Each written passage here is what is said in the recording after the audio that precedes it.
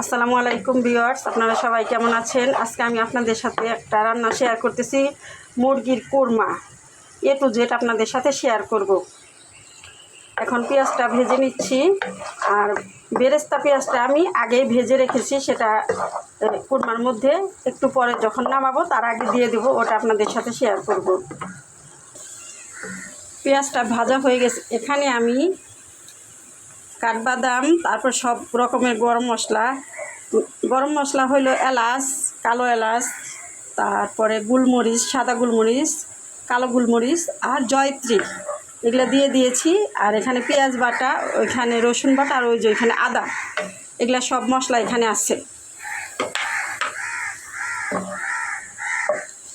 এখন আমার পেঁয়াজ বাটা ভাজাটা হয়ে গেছে, এগুলা মশলাগুলো এখন দিয়ে দিচ্ছি।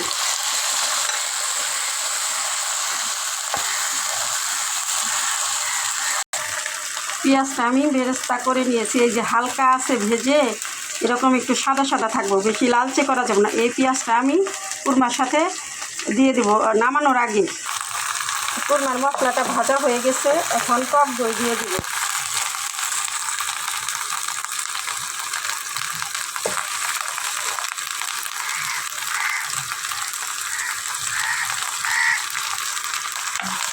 টক দইটা দিয়ে দিলাম।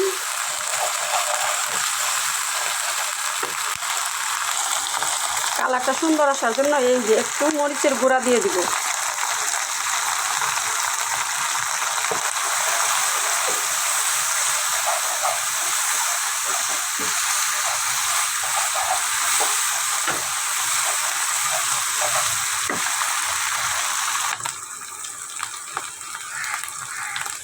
একটু ধনিয়ার গুঁড়া দিয়ে দিচ্ছি, আর একটু হালকা একটু জিরার গুঁড়া দিয়ে দেব। এই যে হালকা একটু জিরার গুঁড়া দিয়ে দিচ্ছি। মশলাটা আবার কষানো হয়ে গেছে, এখন লিকুইড দুধটা দিয়ে দেব। আমি এখন লিকুইড দুধটা দিয়ে দিয়েছি।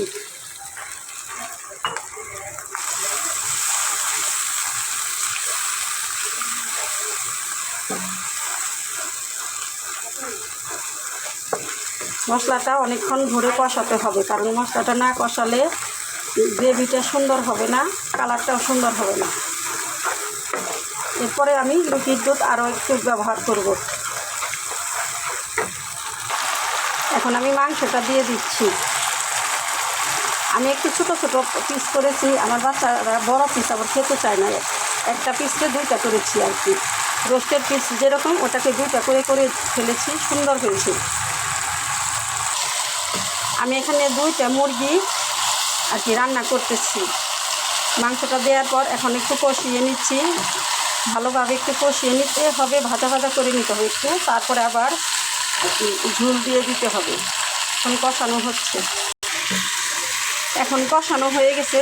এখন লিকুইড দুধটা দিয়ে দেব।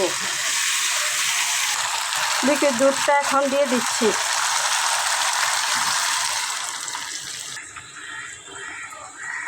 আমি এখন 10টার মতো কাঁচামরিচ দিয়ে দিচ্ছি। কাঁচামরিচের মাথাগুলো একটু কেটে দিয়েছি, যেন মশলাটা ভিতরে ঢুকে যায় আর কি, ঢুকে ঝালটা বের হয়ে যায়। আর আপনাদের পছন্দ মতো ঝাল দিতে পারবেন, একটু চিনিও দিতে পারবেন, হালকা একটু চিনি দিতে পারবেন। আমি একটু চিনি কম নিয়ে দিয়েছি, হালকা 1 চামচের মতো দিয়েছি। এই যে ঝোলটা প্রায় শুকিয়ে আসতেছে, একটু পরে বেরেস্তাটা দিয়ে দেব। একটু ঘি দিয়ে দেব এখন, 2 চামচ পরিমাণ হয়ে আসছে, প্রায় 3 চামচই দিয়ে দিলাম। আর এই যে বেরেস্তাটা দিয়ে দেব।